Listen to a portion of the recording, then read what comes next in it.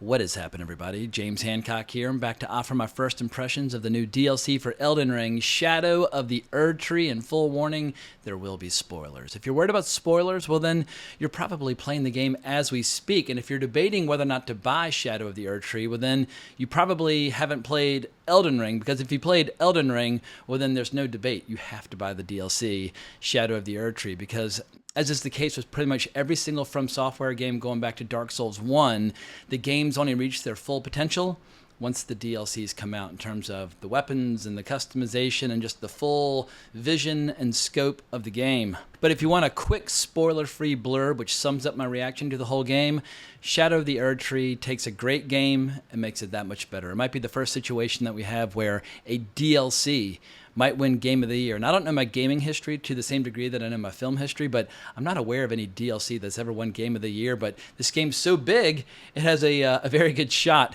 at being the best gaming experience to be found anywhere in the world in the calendar year 2024. But just in case you missed my videos on Elden Ring back in 2022, I think it's one of the best games of the last decade, and if you're a fan of dark adult fantasy, it's just pure nirvana.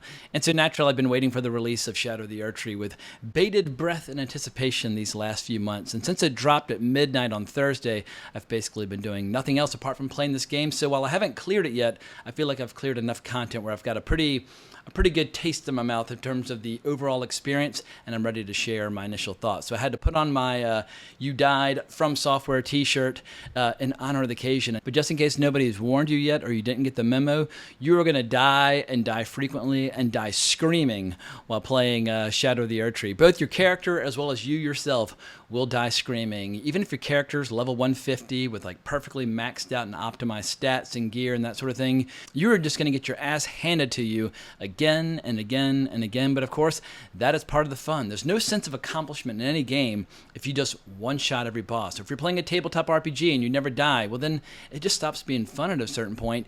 You need bosses like Relana Twin Moon Knight, who's one of the new bosses that you'll encounter pretty early on in the DLC, who will beat your ass a few dozen times and remind you of the joy that you experienced when you played your very first FromSoftware game and you were dying to stupid shit left and right. I feel like no matter where you got into FromSoftware games, everybody has their first FromSoftware experience where they're like, why do people like these games? All you do is die. It's so frustrating. But then slowly but surely you realize there's a method to their madness and they become strangely like calming and relaxing to play, even if they are incredibly challenging. But I think one of the biggest achievements of this game is that they've managed to make the whole FromSoftware kind of format and experience feel fresh and new again. And after all the hundreds of hours that I've invested in Dark Souls 1, 2, and 3, and now Bloodborne, which I've been playing for the last few months and just absolutely loving, there is the risk that the format will start to feel stale and familiar, especially now that you have so many copycat game developers out there basically taking the FromSoftware format and kind of adding their own ingredients to it. And I think it's one of the greatest testaments to their success, seeing just how many imitators they've spawned. However, as you first enter into Shadow of the Erdtree, what blew my mind was how I immediately was filled with those feelings of awe and wonder and excitement again as I was discovering a brand new zone. It reminded me a little bit of when you first come out of that cave in the beginning of Elden Ring and you just see this gorgeous landscape out in front of you. You're like, oh, who's that guy in armor on a horse? Maybe I should go say hello. And then he kills you and you're like, oh yeah, this is a FromSoftware game. Maybe I should tread softly and sneak around that guy. But holding true to that exact same format, you walk out into this grand new beautiful landscape like, oh, who's that big giant flaming dude off in the background? Let's go say hello. And you die and you start over and you try again. But what's really cool and new about this DLC is even if you have a level 150 character and you don't plan on leveling up at all, like you just want to do PvP and you more or less are kind of happy with your build as it stands, you're still going to get a sense of progression as you play this game thanks to the new Erdtree blessing mechanic. And the Erdtree blessing mechanic, basically, you collect these little fragments where you go. Sometimes you have to kill a boss, sometimes you'll just find them lying around. But as you accumulate them, you basically make your character beefier as long as you're within the Shadow Realm. If you go back to the base game, I guess the benefits disappear. But because everybody hits so fucking hard in this new zone, I mean, you're going to get one-shotted and two-shotted left and right. But as you gather these fragments, slowly but surely you get one-shotted a little less often and you hit a little harder. And so even if you are, totally maxed out, you will feel like you're progressing. And that's a cool new idea where it's a simple idea, but it works really well. Or at least it's worked really, really well so far. I'm up to Erdtree Blessing 7, and I'm definitely noticing a huge difference. So long story short, FromSoftware has managed to make this whole game feel fresh and exciting again, and I think I'm probably going to end up playing it the rest of the summer and into the fall. And I was starting to feel a little kind of sick of the Elden Ring experience, where I was starting to feel a little stale and familiar, and like the idea of a fresh playthrough, I was like, I don't know if I want to do any more fresh playthroughs. Like I've got that game kind of memorized at this point, and I know which parts I like and I don't like. But now, not only can I not fucking wait to finish just the Shadow of the Erdtree expansion, but what I'm really looking forward to is going back and doing New Game Plus with my character as it stands, with all the new gear, and like, you know, playing dress up with all the new armor, but more importantly, playing with all the new weapons. And right now I'm playing with a quality build. And I highly recommend the new weapon, Milady. It's like a mini greatsword or like a light greatsword, but basically it hits like a goddamn truck, but it's very, I guess, elegant and refined. It has all these cool poses, but if you do like the big thrust attack, it really can knock people flat. But I've been having a blast with that weapon, and there's some other weapon called the, what the hell is it? It's called like the, goddamn, I wrote it down in very small type, the Pata. Basically, it's like Wolverine, if Wolverine's claws were like just one big blade, but basically if you're fond of fist weapons and have high dex and have high strength, the Pata's a ton of fun, where you're just like, you know, ripping people to shreds. But basically, I want to go back and play the base game with all these new weapons, because what I did prior to the release of this DLC, I got my character up to 150 and then just paused, but I never went into New Game Plus. I'm basically saving New Game Plus for my basically a character now who has the new car smell again. Also, quick side note, if you're looking for some comprehensive guides on where to find all the new gear, or just how to get started, just kind of how to get out of the gate, where to go to first, which bosses you should try first, and that sort of thing, I highly recommend the channel Fextra Life. Fextra Life has been on fire the last few days, cranking out like 10 videos a day on new builds and new bosses and all that stuff. I mean, it just blows my mind, the ability that they have to just crank out like really high level, high quality content. So definitely head over to Fextra Life and give them some love. But speaking of giving people some love, let me just reiterate again my love and affection for FromSoftware, because for my money right now, I think they might be the best entertainment company in the world. I'm not saying they're the biggest entertainment company in the world, but at a time where so many film and television franchises just make me want to like projectile vomit and or shit myself at the same time, FromSoftware, on the other hand, continues to blow my mind and surpass my expectations again and again with the imaginative scope of their games, just their vision, but more important, their consistency. They make so many of their AAA rivals like Ubisoft seem totally, utterly irrelevant by comparison. And there's a good chance I might not ever give another dollar to Ubisoft ever again. But on the other hand, I would gladly pre-order the next 10 years of games from FromSoftware, like sight unseen, not even knowing what those games might be, but I have that much faith and confidence. Basically, after the last 15 years, where they've just gone from strength to strength to strength, like, and somehow improving upon the formula, I think that for the next 10 years, there's a very good chance that FromSoftware is going to be the best gaming developer in the world. And when I see companies like Ubisoft charging like $130 for the base game, in addition to just a whirlwind of microtransactions, in addition to a subpar, frustrating game, I'm like, all right, go fuck yourselves. I'll just play FromSoftware games year-round, or at least until Larian Studios comes up with their next game. But you would think after creating so many legendary games, including all their amazing DLCs, it would have been very easy for them and very tempting for them to become complacent, to start phoning things in, to start coasting on their reputation, and then just slowly but surely over time allowing their games to diminish to the point where they're just another game developer. But instead, each fresh success for them seems to fuel their ambition and their creativity, driving them to greater heights that continue to thrill and entertain some of the most demanding gamers in the world. Like FromSoftware players, let's just say they tend to be a little hardcore and they can be a little aggressive, and you have to be, otherwise you're just going to die from despair while you're playing these games. But even these really savage, diehard connoisseurs, even they continue to be blown away again and again with each new game and each new DLC. Like, just to put things in perspective, like, name a movie production company on this planet that can make the same claim, where each new movie they create thrills and delights movie fans around the world more so than ever before. Like, even Legendary, which is having a pretty good run as of late, even Legendary is not operating on basically Legendary is not the movie equivalent of FromSoftware. Right now, there is no movie production company in the world that can compete with the creativity and the originality and the ability to spawn new franchises that has been demonstrated by FromSoftware over the last 15 years. And as far as all their various DLCs go, I think Shadow of the Erdtree measures up very well. Like, Dark Souls 1 had one huge DLC, which was fucking awesome. I loved it. I played it many times over. Dark Souls 2 actually had 3 separate ones, where when you add them together, it gave you a lot of gameplay. I wouldn't say it was necessarily at the same level of Dark Souls 1, but then Dark Souls 3 had 2 DLCs, the second of which, the Ringed City was really fucking cool. I played the Ringed City over and over and over again, and yeah, gladly died fighting Dark Eater Midir over and over and over again. But so far, admittedly, I've got very fresh new impressions. I think the Shadow of the Erdtree DLC blows them all out of the water, just because it's got this incredible size, and not only is it big, but when you're within this world, they've like compacted it, or they've like they've packed it full with like this incredibly dense experience where you walk 5 feet and you're like, oh my god, there's another dungeon down there. Like, oh my god, there's another zone down there. Like, you won't believe just how compressed it all feels. Because one of my main complaints about Elden Ring, even though I loved Elden Ring, there were times where, especially after like 1 or 2 playthroughs, you're like, oh my god, do I really want to ride for like 10 hours in that direction to get to this place that I'm trying to get to? Like, the map's big, but like you're never going to be short of things to do. And let's just say that after last year's most frustrating game for me, Starfield, which had just planet after planet of empty space, or moon after moon of empty space, that game just felt empty and spread out and just incredibly frustrating. It was basically nothing but loading screens. The flip side, when you play Shadow of the Erdtree, it's nothing but just constant aggressive gameplay. So much so I'm like, where do I need to go just so I can exhale and fucking heal before something starts beating my ass again? But I highly recommend that you go over all of it with a fine-tooth comb, because once again, you've got to find these scatter tree fragments, or you're just going to get just slaughtered by the bosses. So look everywhere, and you never know what you might find. But even as you're looking for all these little fragments, don't forget to kind of pause every once in a while and just take in the view, because like the landscapes and the horizon is just astonishing. But also, you can pretty much go, like anything you can see, you can go there and have adventures and experiences. And the look of this world's a little different from what came before, and it's just like, it's kind of eerie and mysterious and otherworldly, and completely, totally beautiful, but also ripe with dangers and and interesting possibilities. One of my favorite moments so far, I was just riding over the crest of some hill, and I just saw total bedlam and insanity going on in front of me.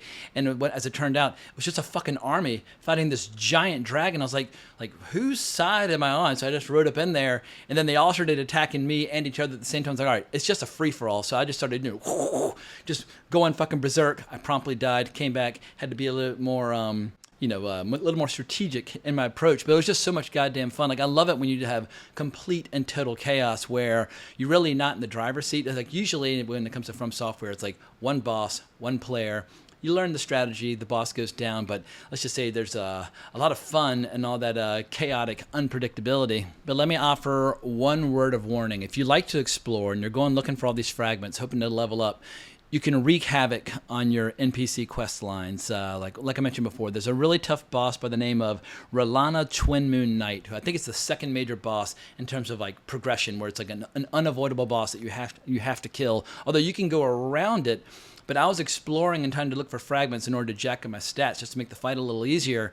And I ended up screwing up my NPC plot lines or quest lines to the point where the NPC that was outside the door of the fight for R'hllana Twin Moon Knight moved on, and then I couldn't summon the goddamn NPC. I was like, oh my god. Like, I went off trying to make the fight easier, and it ended up making the fight harder because I no longer have my wingman to help out. So I ended up using the Spirit Ash Black Knife Tish, or Tish. I don't quite know how you pronounce that, but Black Knife Tish, little squishy and doesn't hit often, but when it does, it hits hard. And so between Black Knife Tish and then my newly jacked up stats, I did finally manage to get this fucker down. But it was one of the situations where I died when the boss had like, a little fraction of their health left because I'd been greedy and I was trying too hard to hit her or him. I don't even know what the gender is. But luckily, my little spirit summon managed to finish the boss off. I didn't get any runes from the fight because I died and it was like the fight was ending. And right as like the screen was about to disappear, I got my remembrance and I realized like, the fight was gonna, like I was gonna get credit for the fight, but I lost all the runes. But that is par for the course. Like in the base game in my last few playthroughs, I don't think I've lost my runes like once. Like it's like even if I die, I'm pretty good at getting back to my runes and like trying again and doing better. But losing your runes is just like totally unheard of. I must have lost my runes 20 or 30 times or maybe 40 times in the last like day and a half. It's just insane. Just get used to dying and dying often. Because some of the mobs here, they have these new combos that they string together, and it's not like they're consistently paced. They kind of stagger the rhythm. So if you're just spamming roll, trying to get like just going like never roll backwards 3 or 4 times from anybody, because it's almost like FromSoftware is anticipating the way people panic and try to roll out of a fight. And so the mobs will keep following you, and they'll be stringing together your attack where every time you finish your roll, you come up and you get hit. And I was screaming like a goddamn lunatic because it wasn't even a boss yesterday. It was just some random mob in this castle that just killed me over and over and over again because I guess kept making the same mistake of rolling backwards. Like change up your rhythm, change up your timing, or change up your strategy, because it's almost like great PvP where they're perfectly timing your rolls to fuck you over. But I've been going quite a bit at this point without offering any criticisms, and I do have one. There are a lot of mobs that are familiar from the base game, and I feel like when you get a DLC, you should always make an effort to make it as fresh and new as humanly possible, even if those mobs within the DLC get kind of like reskinned or used over and over again. And they're definitely one too many familiar faces, but they're also a lot of new faces, and I don't know the exact name of these creatures, but I'm just going to call them hungry hippos. There are hungry hippos in the game now, and some of them are smaller than others, some of them are huge, and one hungry hippo, like halfway through the fight, turned into a goddamn porcupine. But like anyway, if you've ever dreamed of fighting giant hippopotamuses that are trying to swallow you, well then this game will give you those opportunities in abundance.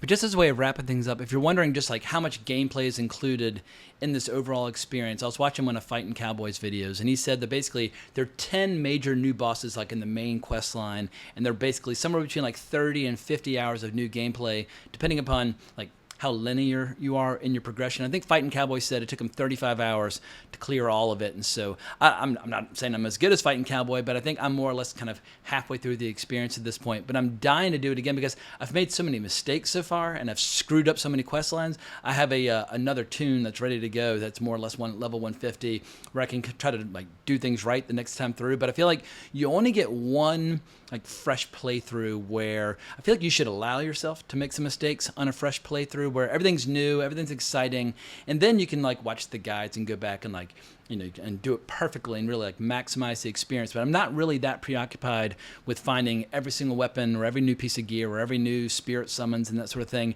I just want to get, I've already found some great looking armor. I've already found a couple weapons that I like. Now I'm just looking to have some kick-ass experiences, and then I'll go back the next time around, almost like cutting diamonds, and try to do it perfectly.